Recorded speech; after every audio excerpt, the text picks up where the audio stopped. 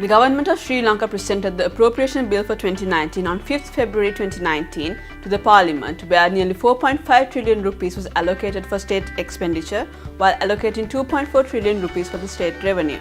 The highest allocation of recurrent expenditure was allocated for the Ministry of Defence, standing at 393 billion rupees.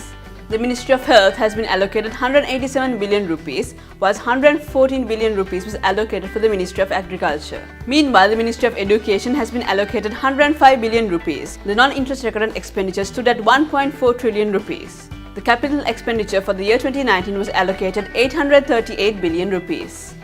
The government revenue is expected to be 15% of GDP, with the total expenditure estimated to be at 20% of GDP. Resultantly, the budget deficit is expected to be 4.8% of GDP, with a primary balance of 1.8% of GDP. The government is also aiming to achieve the target of increasing state revenue to 17% of GDP, while limiting recurrent expenditure to 15% of GDP by 2021.